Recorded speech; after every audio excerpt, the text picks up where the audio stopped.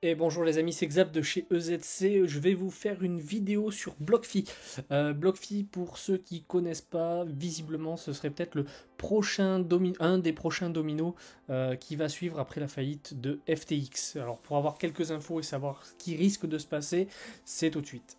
Alors d'abord pour commencer, BlockFi, qu'est-ce que c'est? BlockFi, c'est une plateforme qui vous permet d'épargner, qui vous permettait, j'ai presque envie de dire, mais bon, je vais dire qui vous permet d'épargner ou d'effectuer des prêts en crypto en fait. Donc contrairement à différents protocoles qu'on peut trouver sur la blockchain, BlockFi c'est centralisé, d'accord? Donc c'est pas décentralisé, c'est vraiment centralisé comme outil. Mais ce qui veut dire qu'il y a aussi d'autres problématiques qui peuvent intervenir, notamment quand c'est trop centralisé comme ça, ben, il peut y avoir derrière des problèmes au niveau des investissements qui sont gérés par ce type de société et qui peuvent nous exposer, quand vous avez vos fonds chez eux, à différentes problématiques. Quand vous arrivez sur le site de BlockFi, donc vous pouvez voir que ici BlockFi, ils vous disent que pour l'instant ils ne sont pas en mesure de travailler comme d'habitude, qu'ils ont une activité limitée sur la plateforme, y compris la pause, les retraits des clients, comme autorisé par leurs conditions, hein, donc ils se cachent un petit peu derrière leurs conditions générales pour dire que voilà, on a mis pause ou on a arrêté les retraits et les paiements, et ils demandent aux clients de ne pas déposer sur le portefeuille BlockFi ou les comptes d'intérêt pour le moment. Donc si vous voulez en savoir plus, cliquez ici. Donc on va regarder ce qu'ils nous disent en fait gentiment. Donc ils ont fait une mise à jour depuis le 11 novembre. 11 novembre, donc ça a été un jour un petit peu délicat pour beaucoup de gens, hein. Je vous passe les détails, on va pas réécrire l'histoire. Et comme ils vous disent, hein, ils sont toujours en mesure de vouloir vous donner en toute transparence toutes les informations nécessaires. Et si si je le mettais en français, peut-être ça aiderait pour les gens qui veulent lire en même temps. Donc voilà, et en toute transparence, donc c'est ce que je disais. Ils sont dans une position délicate en fait, si vous voulez, parce qu'ils comprennent et sont apparemment choqués et consternés par les nouvelles concernant la FTX. Donc là, on va se dire, mais comment ça se fait et qu'est-ce que ça peut être comme problématique? Quel lien il peut y avoir avec eux, quoi? C'est incroyable.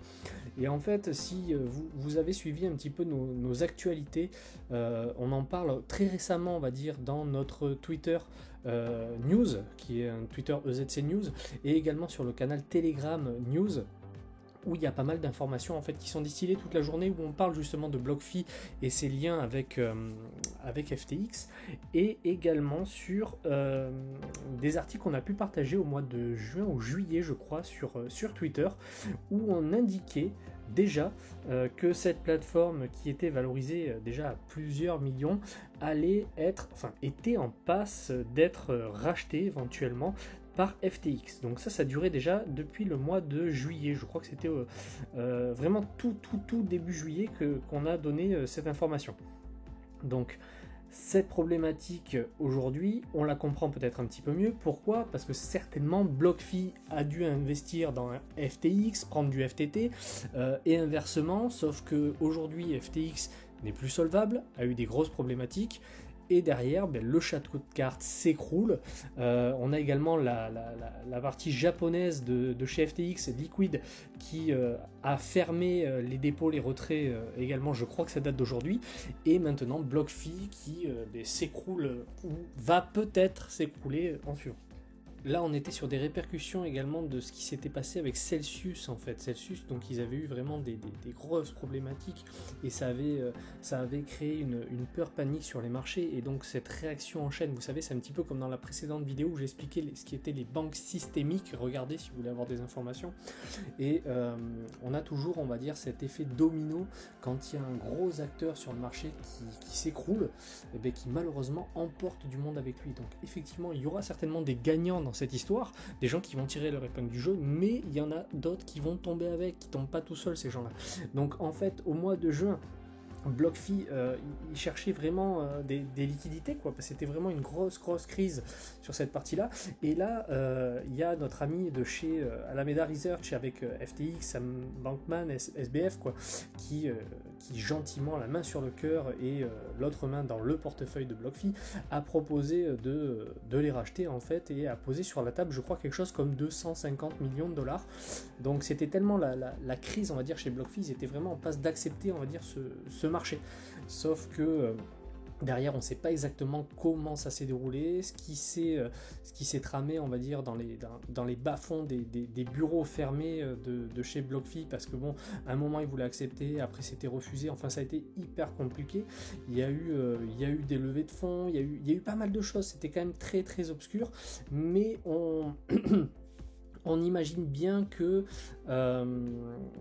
y a eu bien évidemment des billes qui ont été mises des uns ou des autres dans chaque boîte. En fait, si vous voulez, c'est à chaque fois pareil. Quand vous avez ces aides de chez Binance qui gentiment aident FTX à se lancer et en investit une partie de son argent dans le FTT, du coup, hein, dans FTX pour les aider à décoller. Derrière, c'est également avoir placé une bombe dans l'entreprise d'un concurrent, parce que ce qui s'est passé et comment c'est parti, et bien vous avez CZ qui a fait un tweet en disant qu'ils ont liquidé un quart des FTT qu'ils avaient. Ils en avaient pour, je crois que c'était $1 milliard de dollars, un truc comme ça, hein. Ce qui a eu l'effet d'une bombe en fait, hein. Parce que quand vous avez cet acteur-là qui liquide pour, je crois qu'ils ont liquidé 250 millions d'un coup ou un truc comme ça, et bien derrière tout s'enchaîne, et ça s'est passé en 24 heures. Ça s'est passé en 24 heures. Donc là aujourd'hui on a BlockFi qui est vraiment en difficulté, et qui a commencé déjà à fermer, on va dire, les vannes, hein, les dépôts, les retraits et autres. Donc on ne sait pas vraiment ce qui va se passer, ce qui va arriver derrière, mais ce qui est sûr, c'est que l'affaire FTX, même si pour eux on a l'impression que c'est terminé, voilà, FTX, il y en a beaucoup qui ont perdu du blé, qui n'ont pas pu en récupérer, ou qui en ont récupéré une toute petite partie, il y en a aussi chez nous, et on pense fort à vous, mais par contre c'est vraiment pas terminé. C'est cette réaction en chaîne, c'est cette histoire d'exchange qui peuvent être systémiques derrière, avec d'autres qui vont être entraînés au fond, et donc maintenant on va voir ce que ça va donner, quoi.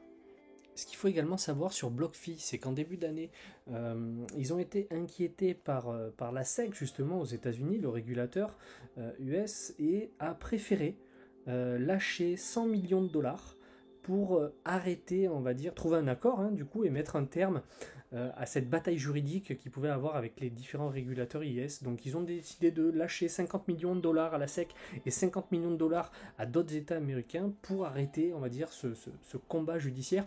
Alors c'est vrai que ça porte question, parce que bon, en général, quand vous êtes prêt à lâcher 100 millions de dollars juste pour arrêter d'être emmerdé juridiquement, c'est que vous pensez que vous avez plus à perdre, donc le cul pas forcément propre. Donc j'imagine que derrière ce genre de situation, moi c'est toujours un truc qui m'inquiète, c'est-à-dire que je me dis, je vais déposer de l'argent sur ce genre de plateforme, mais en même temps c'est des plateformes qui n'ont pas l'air hyper clean, quoi. Donc pour moi, rien que ce genre d'indication devrait permettre aux gens de se dire ben merde, on n'y va pas, quoi. Donc là aujourd'hui, bon, mais c'est sûr que pour BlockFi vous êtes tranquille, vous pouvez plus déposer, donc voilà, vous emmerdez pas. Mais à l'avenir, pour d'autres établissements qui vous ouvrent les vannes, vous ferment les vannes, vous ferment, enfin qui sont pas, si vous voulez, constants dans la gestion de leur service client, de leur service tout court en fait auprès des utilisateurs, mais posez-vous des bonnes questions, quoi. N'y allez pas, arrêtez, n'y allez pas. Ils ont joué de malchance, vous savez, c'est un petit peu le poissard de la classe, quoi. Ils sont lancés dans un truc avec une belle entreprise, un beau projet, tout ce qui va bien, et derrière, ben, ça a été un petit peu le bordel. Mais pourquoi quand on a le cul propre, en général, bon, on n'a rien à se reprocher. Par contre, quand on doit lâcher 100 millions de dollars pour arrêter, on va dire, d'être emmerdé par la justice, déjà, c'est première indication, de se dire, bon, ben voilà, c'est un truc à la con. Après, ils sont en difficulté, qu'est-ce qui se passe ? On a FTX qui leur tend la main, qui leur dit ok, on va poser 250 millions de dollars pour vous racheter, ça ira mieux. Ça c'était tout récent, hein, c'était au mois de juillet, je crois. Donc des deals, on va dire, de cette ampleur, ça se fait pas en 2 mois. Déjà, quand vous voulez acheter une maison, vous savez que vous en avez au moins pour 3 mois. Donc là, pour acheter ce genre d'entreprise avec tous les régulateurs qui se mettent dedans, qui vérifient la concurrence, le machin, ceci, cela, c'est hyper long. Et là, se disant qu'ils vont sortir un petit peu peut-être la tête de l'eau, qu'est-ce qui se passe ? FTX faillite, derrière impossibilité d'honorer, on va dire, les accords qu'ils avaient conclus, plus BlockFi qui doit être forcément, j'imagine, exposé chez FTX avec leurs jetons et tous les cryptos qu'ils doivent déposer chez eux également. Donc ils se retrouvent, on va dire, c'est le combo gagnant, quoi, grosso modo. Qu'est-ce qu'on va faire, où on va et combien et quand combien de temps, quoi, qu'est-ce qu'on va faire. Donc Donc voilà, pour résumer un petit peu la situation, BlockFi, qu'est-ce que c'est, pourquoi c'est compliqué en ce moment pour eux. On risque d'avoir aussi des problématiques avec Liquid, vous en avez entendu parler, je l'ai dit tout à l'heure dans la vidéo, c'est la branche, on va dire, japonaise qui appartient également à FTX, qui rencontre des difficultés aujourd'hui. Donc c'est pas parce que ça se passe loin de chez nous que ça ne nous impactera pas, c'est ce qu'il faut vous dire, parce que toutes ces entreprises ont des billes, on va dire, chez les autres, c'est-à-dire que demain, je pense qu'il y a des boîtes qui avaient des billes chez FTX, mais ils en ont également chez Binance, ils en ont également chez Crypto.com, enfin tout ce que vous voulez quoi. Donc tout le monde a des jetons de tout le monde a des billes chez tout le monde, c'est un petit peu comme dans les banques, hein, de toute façon, faut pas se leurrer.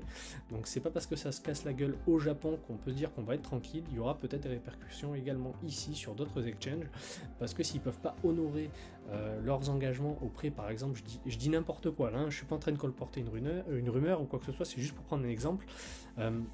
Imaginez, d'ailleurs je vais pas dire de nom, imaginez l'exchange X, il a une grosse partie de ses cryptos qui est basée chez Liquid au Japon et que Liquid n'est plus capable d'honorer, on va dire, ses engagements, et bien l'exchange X, il risque de se casser la gueule, même si lui il est basé pas loin de chez nous.